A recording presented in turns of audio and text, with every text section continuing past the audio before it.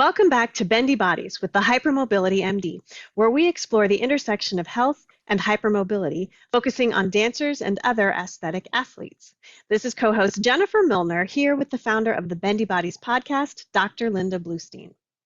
Our goal is to bring you up-to-date information to help you live your best life. Please remember to always consult with your own healthcare team before making any changes to your routine. Our guest today is Moore Southgate, Pilates instructor, hypermobile EDS patient, and former soloist with both American Ballet Theatre and the Royal Ballet.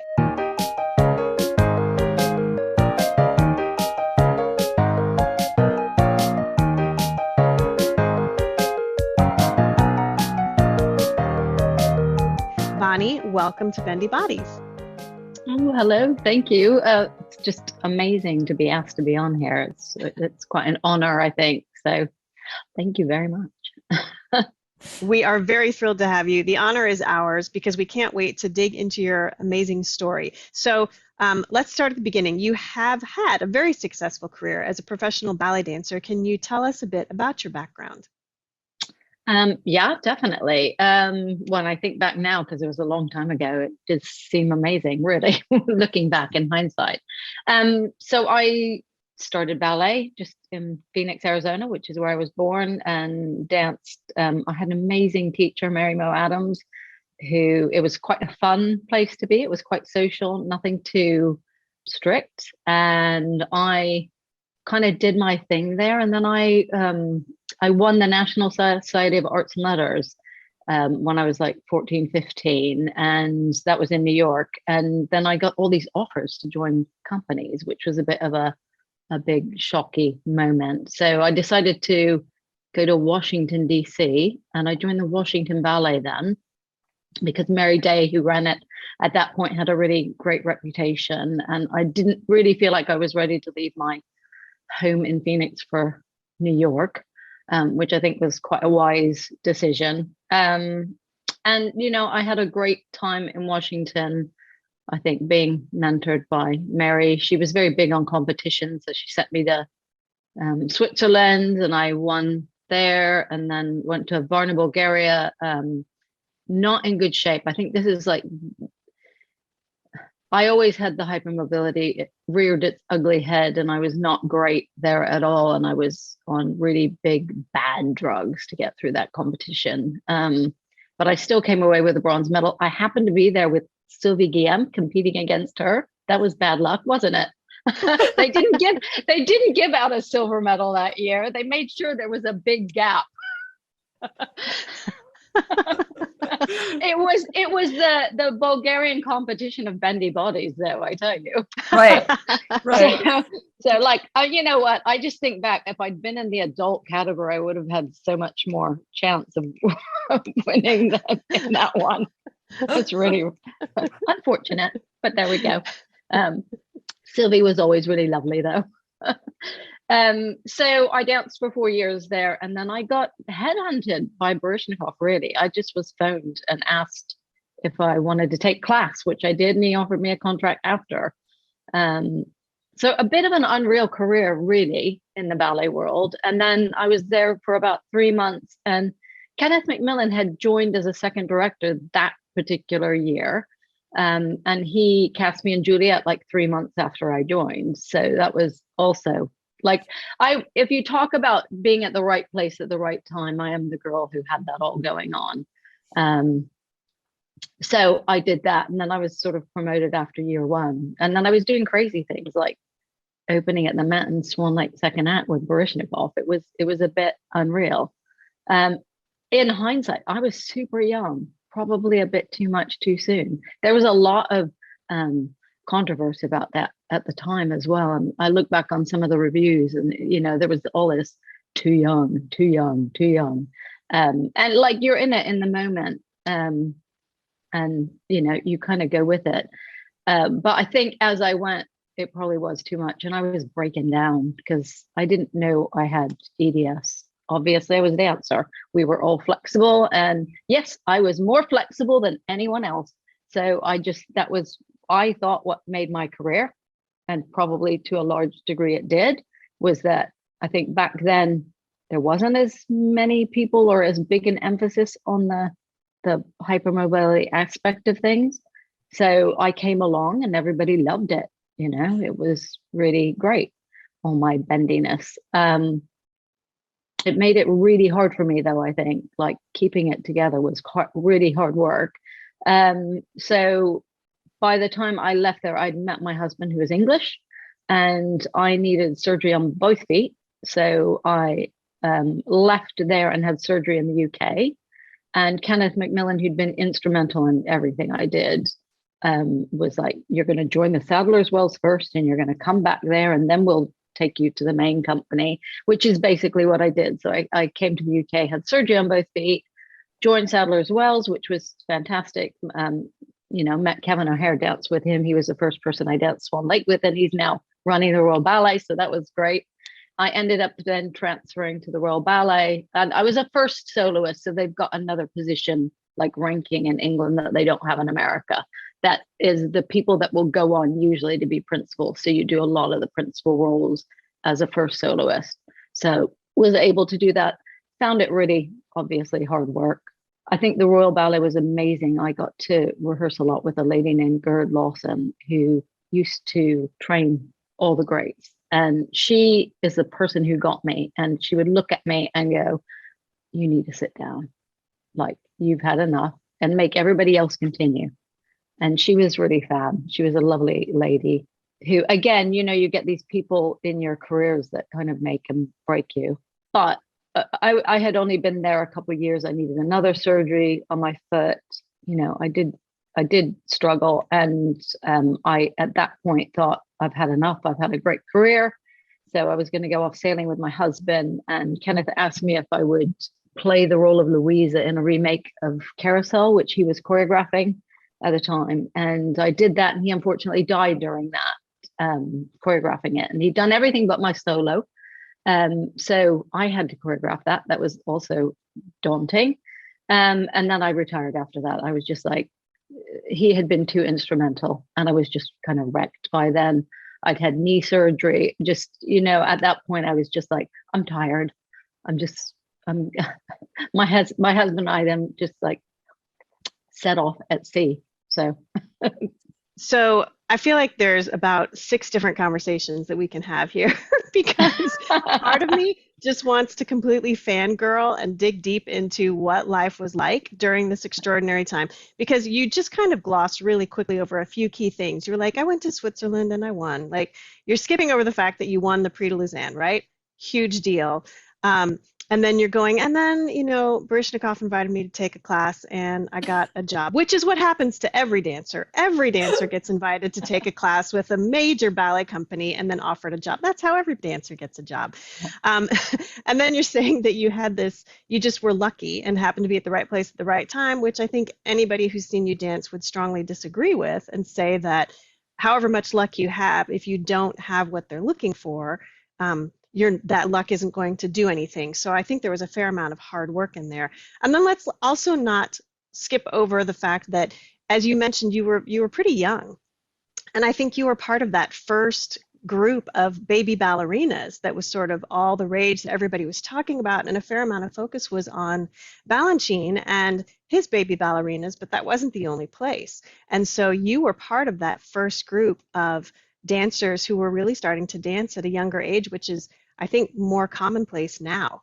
And sort of you were part of that cultural shift with the good and the bad that goes with it. So there's a whole lot to unpack in your amazing career. How much time do you have? Exactly. This could be a 4-hour episode. But the thing that we wanted to talk about, the thing that we wanted to have you share with our listeners is, it's been a struggle for us as the people who do this podcast to find examples of people who have had an amazing and healthy career with EDS. It's difficult, as you know, because you went through it. So it's great for people to hear, yes, I had it, I struggled with it, here's what the tipping point was, here's where it took me down, right? And saying that at Varna you were taking a fair amount of medication just to try to help you get through it, ankle surgery, pain in the knee, like all of these things. So that other side is what we want to unpack today and have people see. But it is difficult for me to walk away from that amazing and juicy career and not just completely pick your brain. So when you look back on this amazing career, you've mentioned the ankles, you mentioned a couple of surgeries, things like that. Did you feel, you said probably the earliest sign that your tissues were not supporting you the way they needed to be was the Varna competition. Up until that point, did you feel great? And then after that, was it just sort of a part of your life, or was it something that would flare and then just kept flaring more and more frequently till it was a part of your life? Like, how did that start manifesting itself in your career?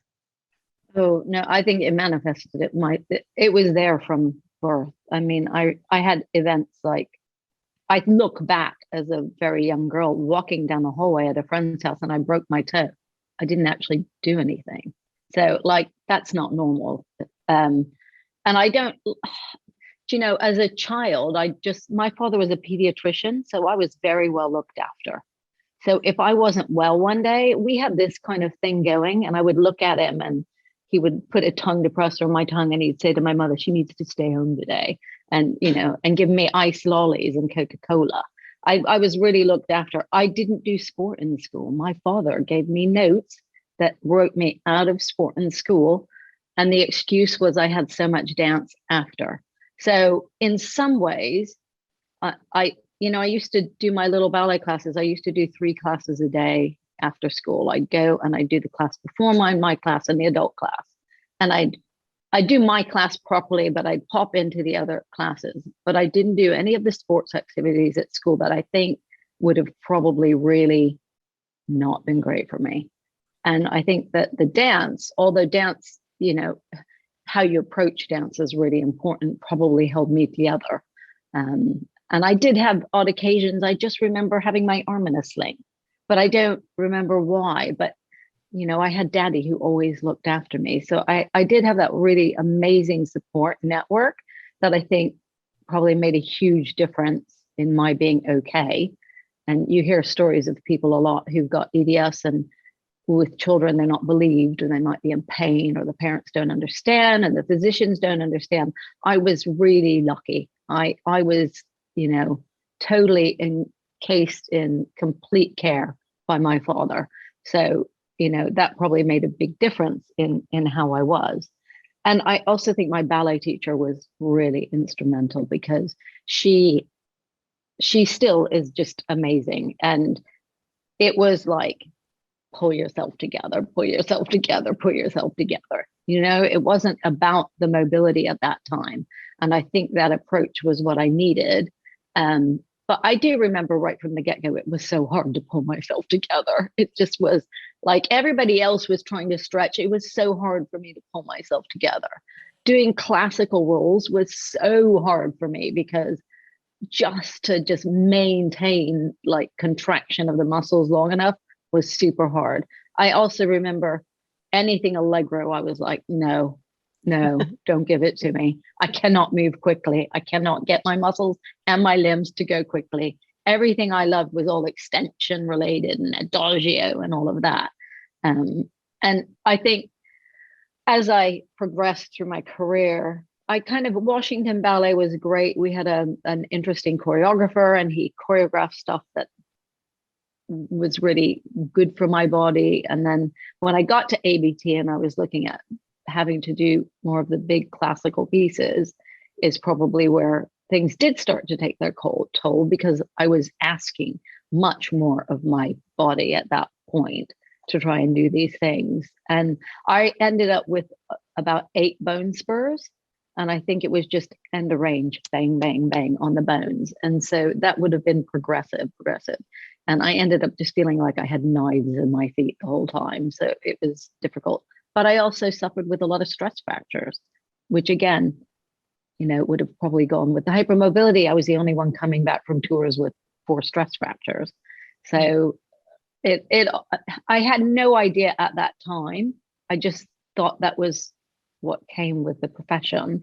I had drugs all the way through. I was just given nasty drugs all the way through. Didn't question it. Didn't really care as long as it kept me going because that was my mindset and that was what it was about. I just made the assumption that was normal because we as dancers in those sorts of companies, you don't do anything for yourself. You're like, I go to the physio. American Ballet Theatre had a fantastic physio, Peter Marshall, and I was just in there every day, and he just popped my cuboid back in. He's like, I'm going to write a paper on this because, it keeps popping out. And he'd be like, oh, I can feel your spine through your stomach. I'm like, isn't that normal? No, your organs are moving out of the way. It was like little things. And I just was kept held together because I had that on tap. It was there for me, like every minute of every day, we had that on tap. So, and we had the best surgeons, we had the best physicians on tap. So, in my situation, I was young, but I was still held together by this kind of network, I think, of people at the time. It was always there, though. It was just cumulative. The damage got cumulative as I went, I think.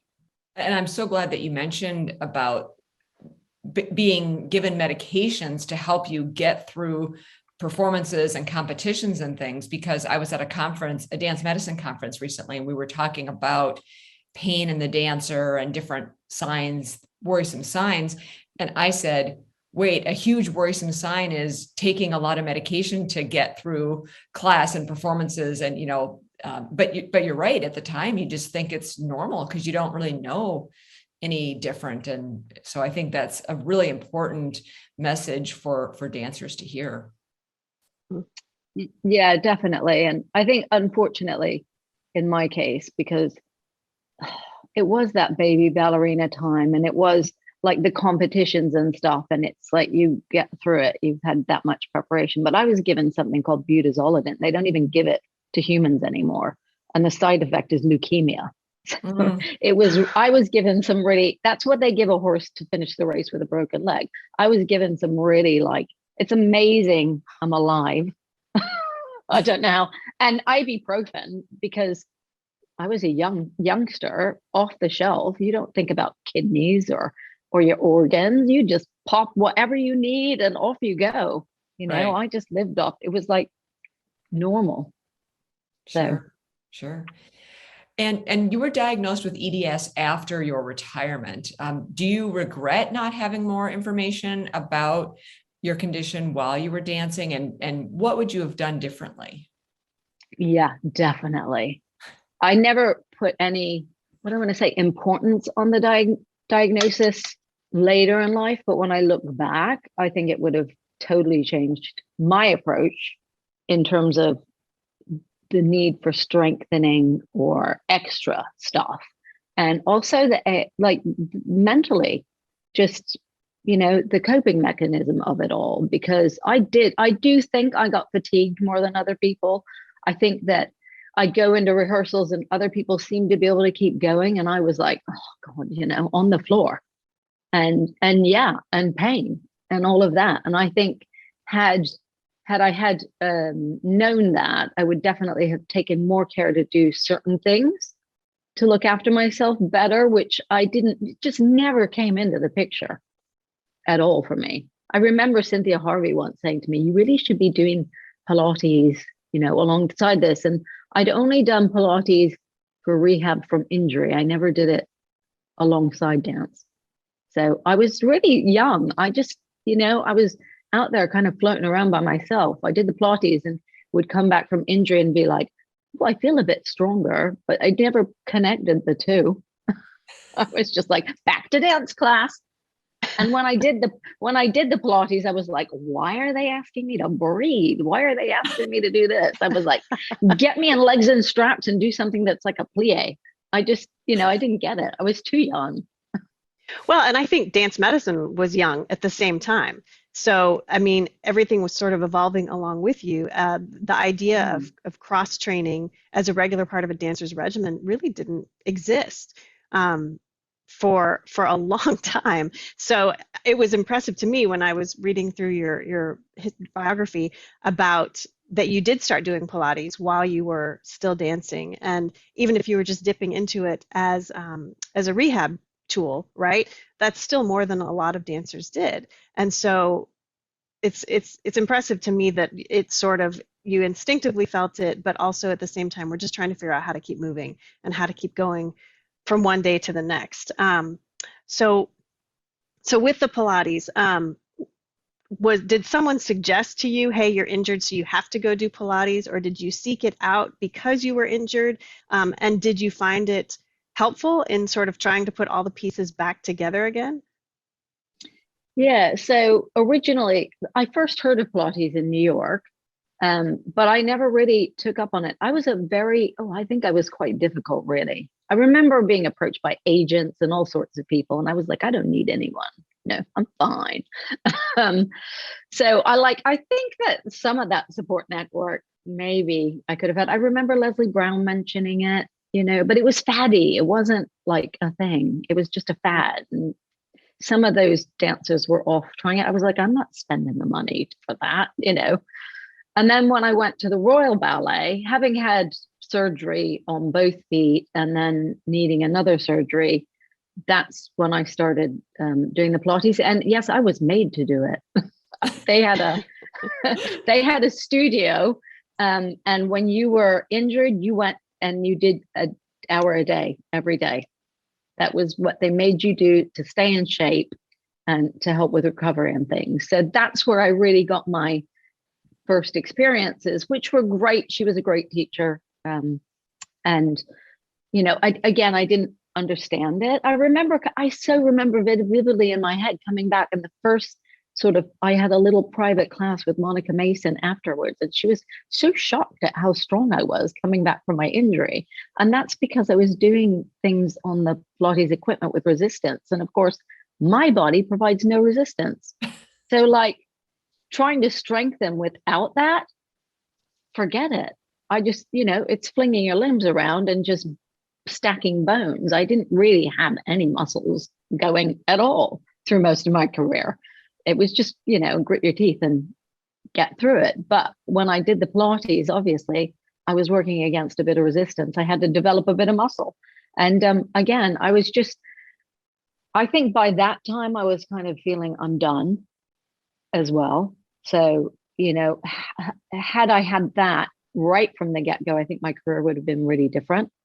I think it would have really benefited me hugely. So yeah, the Pilates was good for me. That's interesting as you're describing kind of I have this visual, we've seen dancers like that where the limbs are all kind of going and like you said, there's, less control and just kind of hoping for the best. It's fascinating how you're describing that. And getting back to EDS, what was the process like of getting your EDS diagnosis? So as far as EDS went, I didn't really twig that I had anything going on until I did my Pilates training. And for my original mat work training, you have to do an essay. And I remember going to my mentor, who was this amazing ex-trapeze artist. And she was like, you should do it on hypermobility. And I'm like, why? She's like, she looked at me and she's like, oh my God, I've never seen anybody like you before. And she's a trapeze artist. I'm like, you might. And then I went home and I kind of Googled things and I was like, oh my God, that's me. Yeah. Okay. Now it caught my interest and I was like, that was it. I was off. So I then, from that moment on, I was aware of it. So that was really my initial training in Pilates, very beginning, that I then understood it. And then it just became a journey from there. I only got my diagnosis, number one, because I think I have 3 children and it's helpful for me to have it. But also when I talk about the condition and things like that, I have the diagnosis behind me. So people actually do believe me, because I think sometimes with my career, people won't necessarily believe I'm EDS. So I needed it in a way for credibility, but I knew I ticked every box. It was very clear that I had EDS to me. Mm-hmm.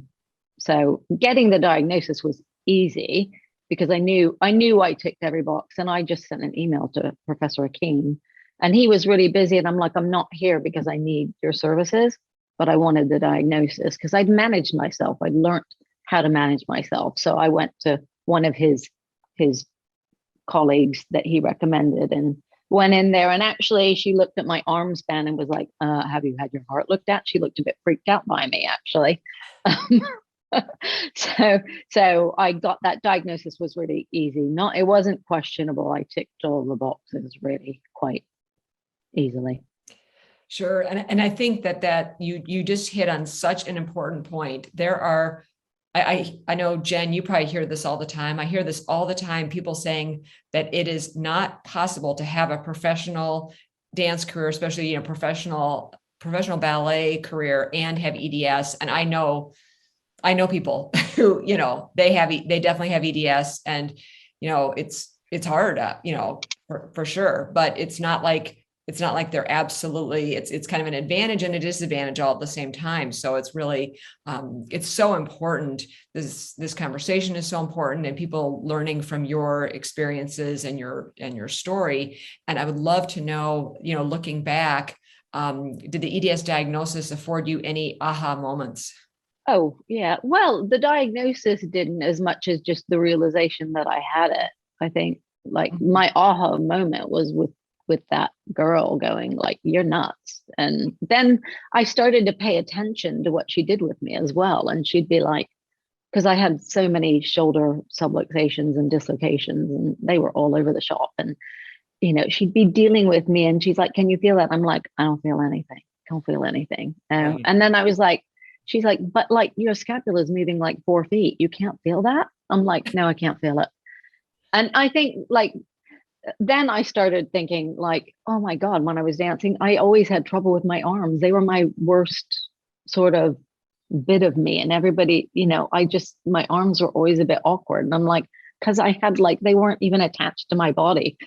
It was like, yes, if I'd gone back, having had my diagnosis, I think everything would have been approached differently. I don't think I would have needed my surgeries.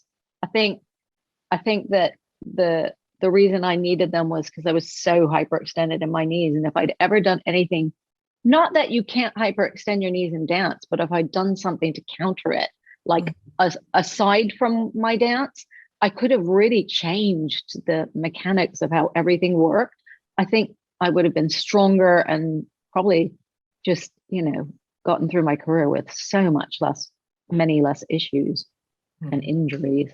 Well, dancers everywhere who are listening to this podcast right now, and other artistic athletes, I mean, I can practically hear their heads rattling as they are nodding vigorously to all of this. So many of the things that you say resonate for me and for my dancers as well. When you talked about your fatigue and how it was just hard to be in the dance studio, when you talked about how hard it is to build muscle, when you talk about how you can't feel your scapula and they are literally 6 inches off of your rib cage. All of these things that you have these teachers that sort of eye roll or get impatient or think that you're faking it when you're talking about how tired you are or that you're just being a prima donna.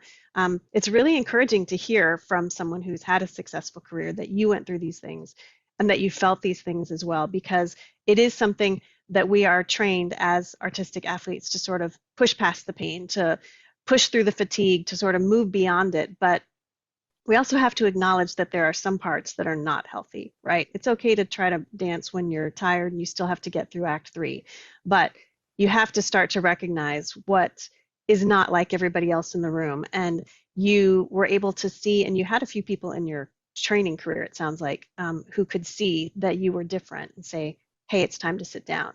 Or you would say, or hey, it's time to go do Pilates and do your exercises and help you pull everything together. So with your with the Pilates that you did while you were dancing and then you retired from dancing completely, what led you to seek a Pilates certification after that? So when I left dancing, I decided I just like mentally I needed to leave and do something different. So my husband and I actually went cruising for 4 years. We left. We had decided we were just crazy young people that we were going to go sailing and never come back. And then I had my first child in southern Italy, and we decided to come back. And you know what? I'm a fidgeter. I wonder why. I was just never.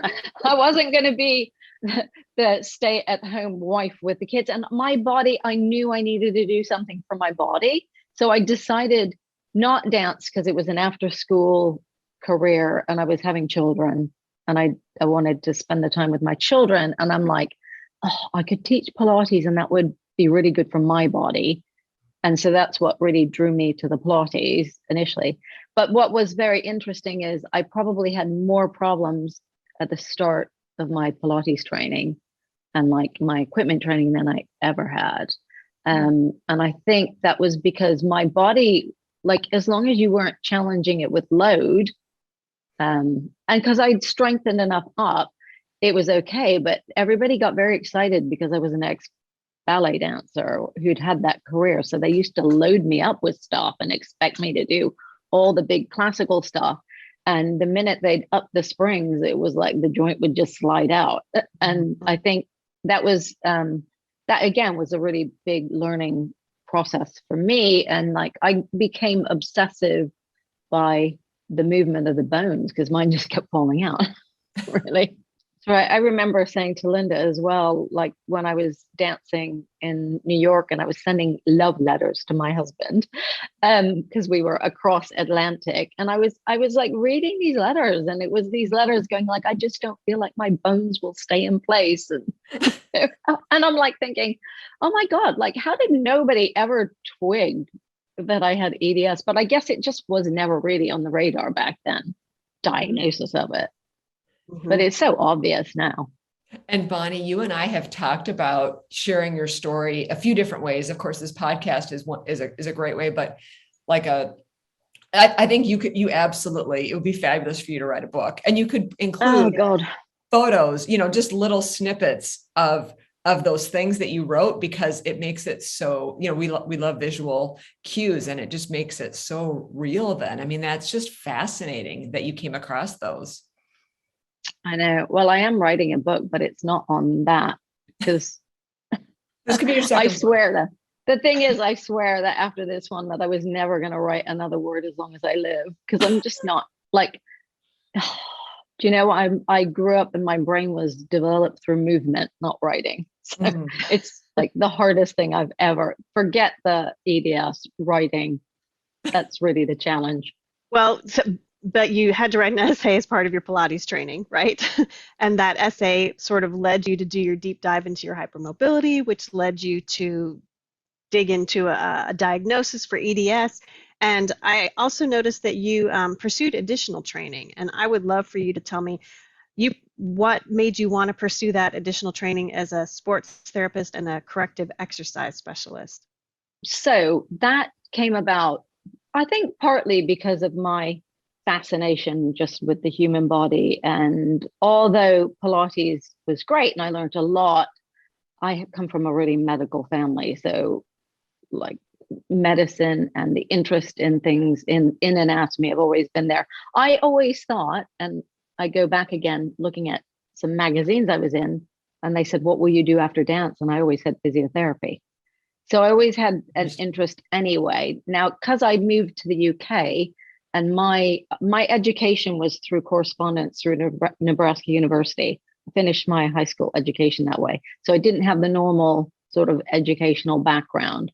And I probably, if I'd been in the States, I might have pursued physiotherapy instead.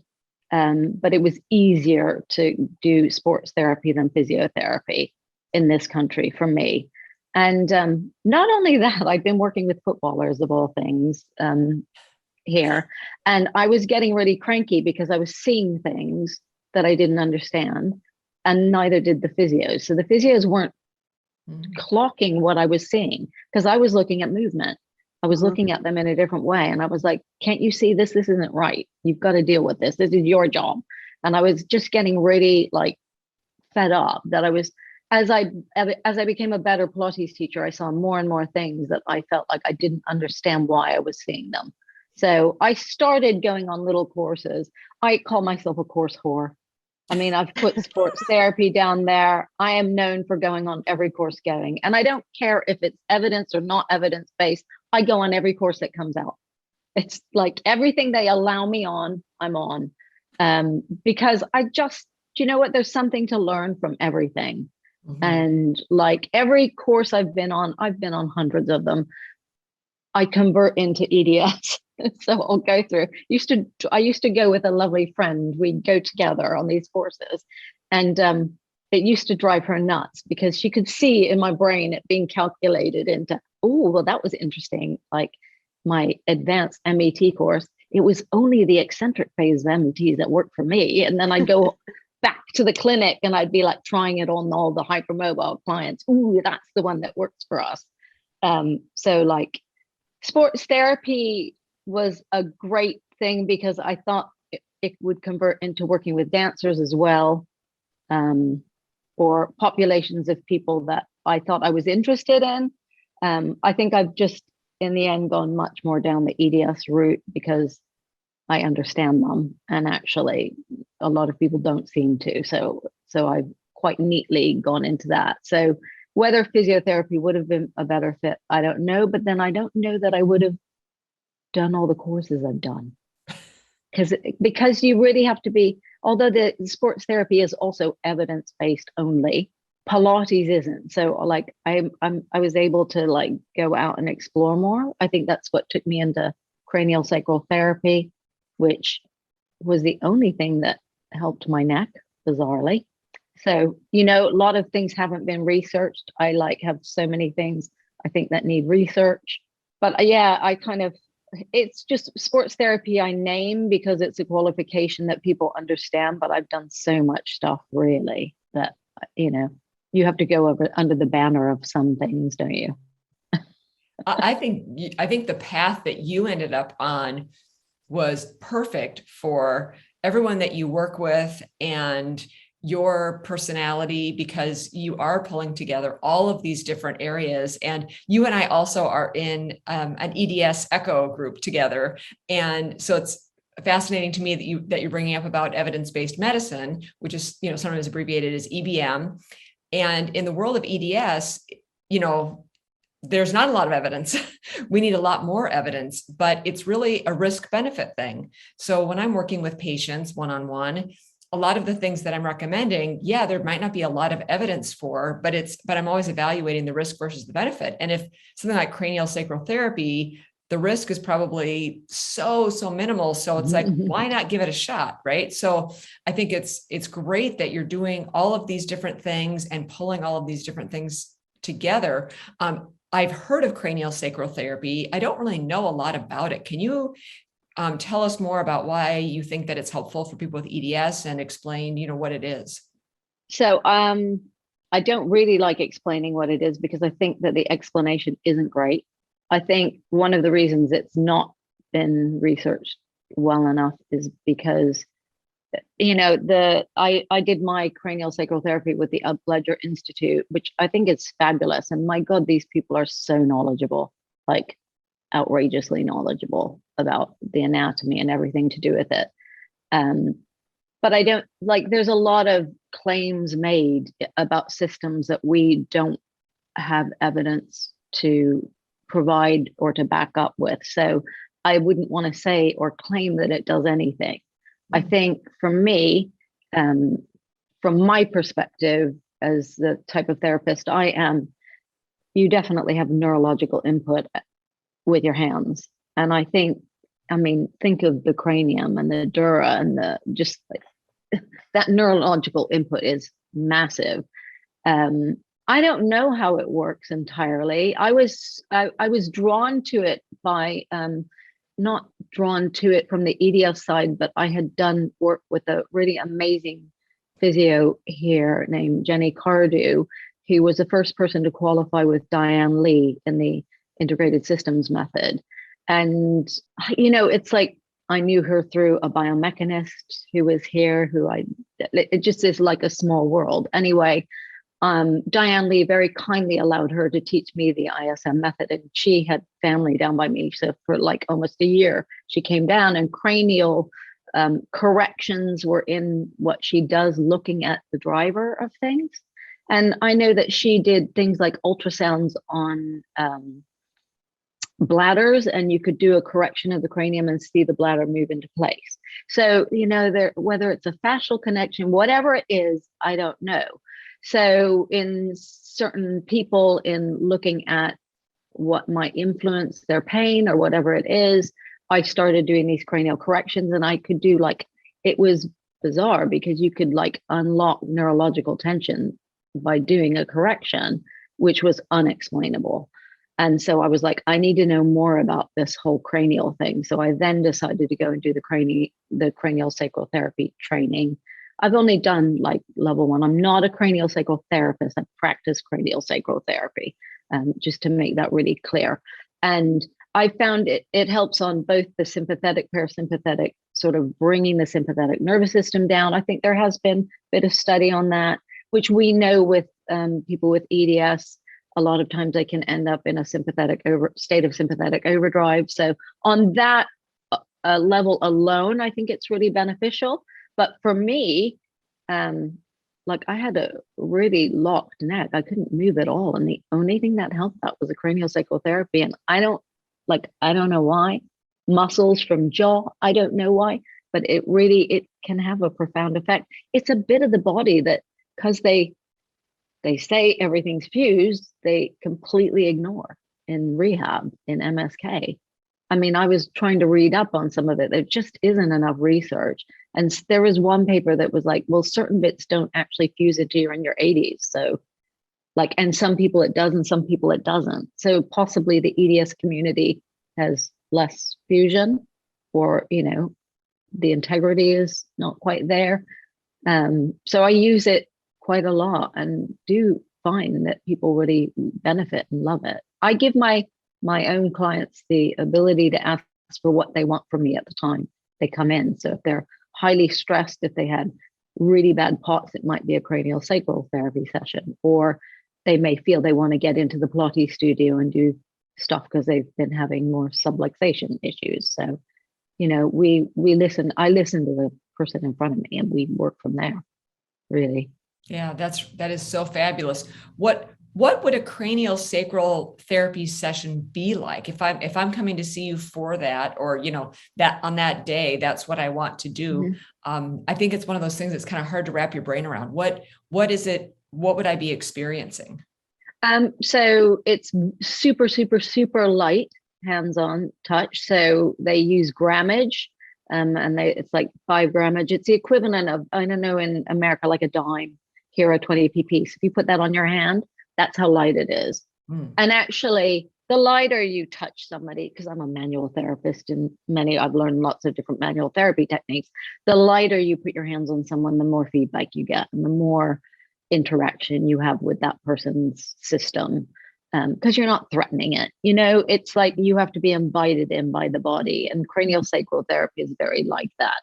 But hands, the positioning of the hands again is down at the sacrum, which is where your parasympathetic nerves come out. So you're at the top and the bottom end where all the parasympathetic nerves come out. So you're at the base of the cranium. You do little bits maybe in between, just looking at where the body is in half. So you're looking at where the diaphragm is, or the pelvic floor. You're looking at those different areas of the body, and you're really letting the body decide what happens. It's very much not a do to, it's a do with kind of thing. So we spend a bit of time at the sacrum. There's protocols for the hands-on placements, things like that.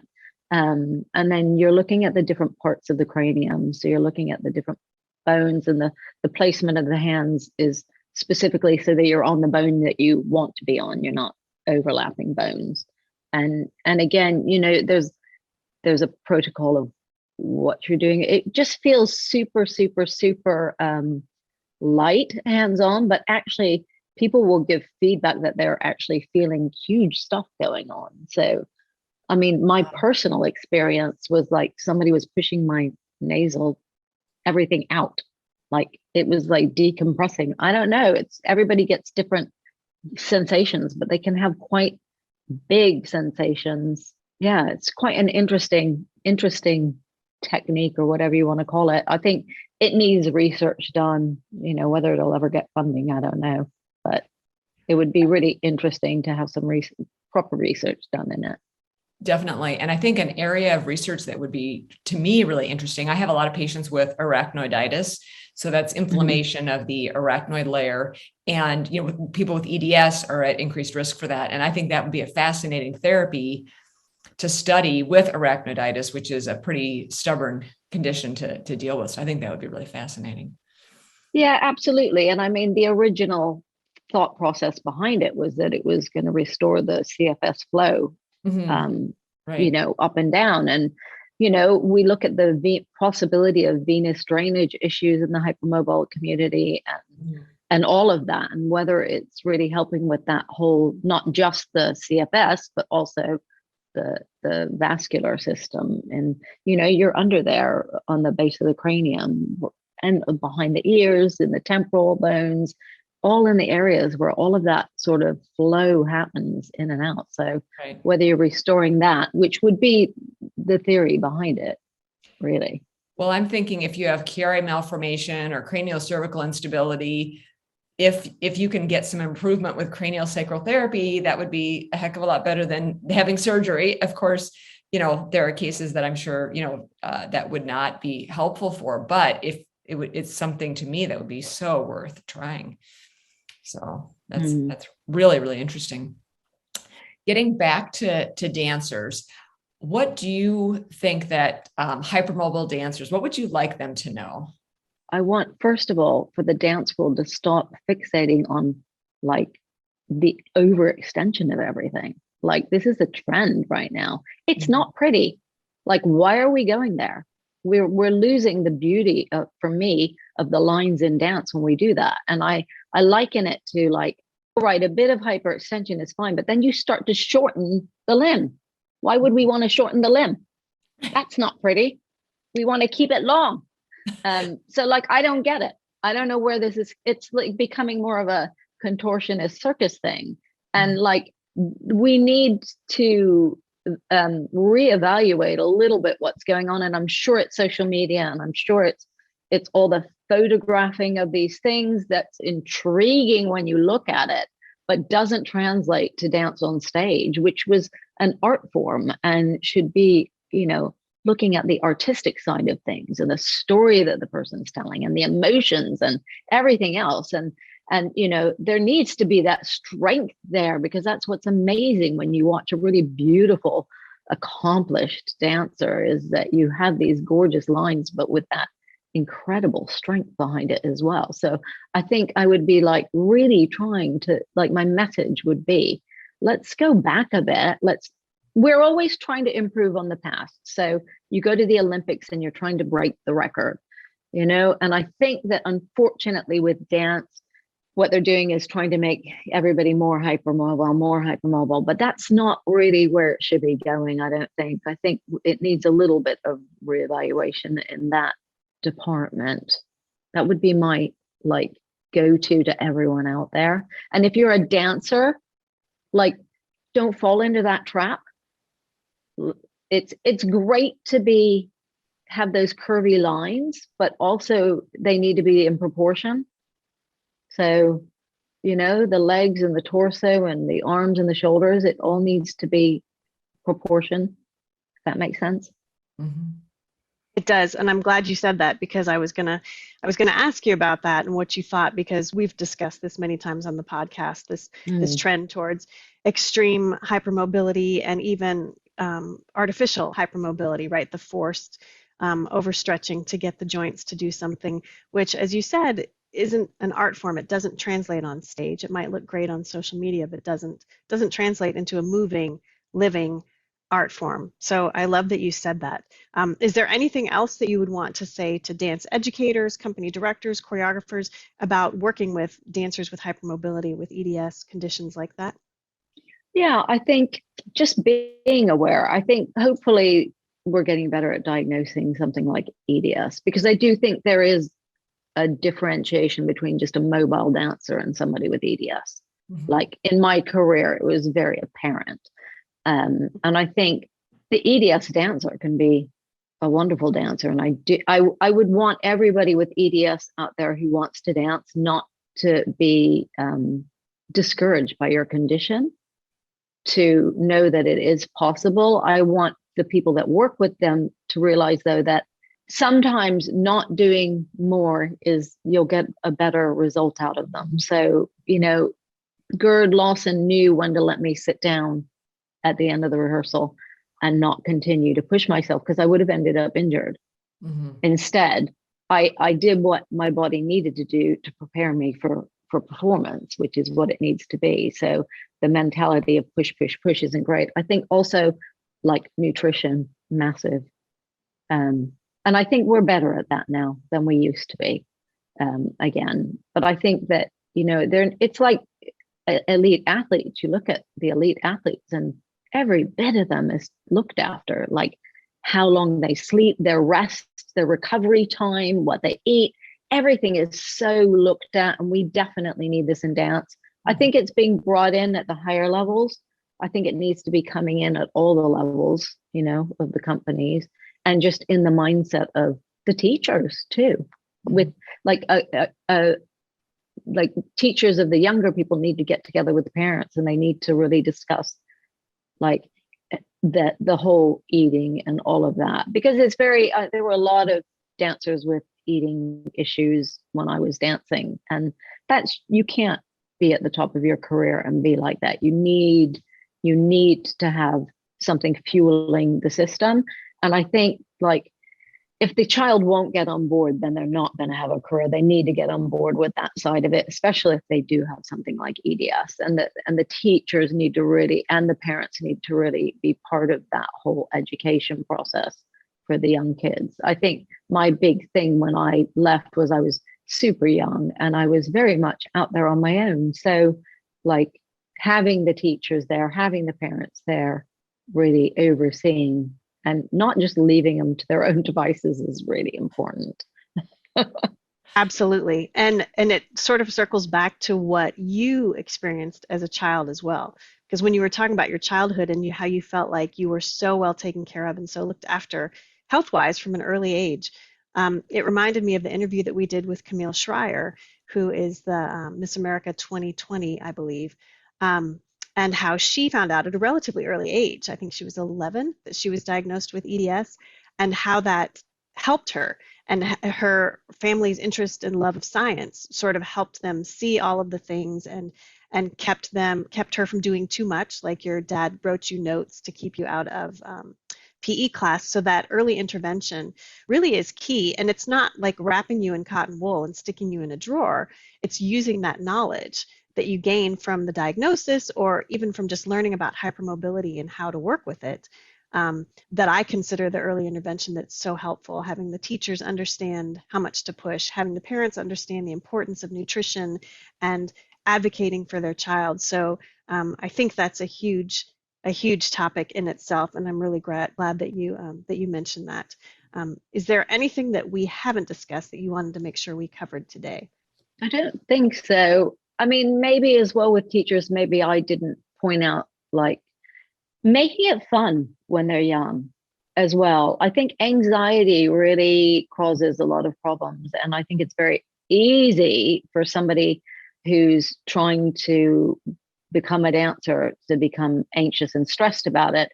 My early years with my teacher were so much fun.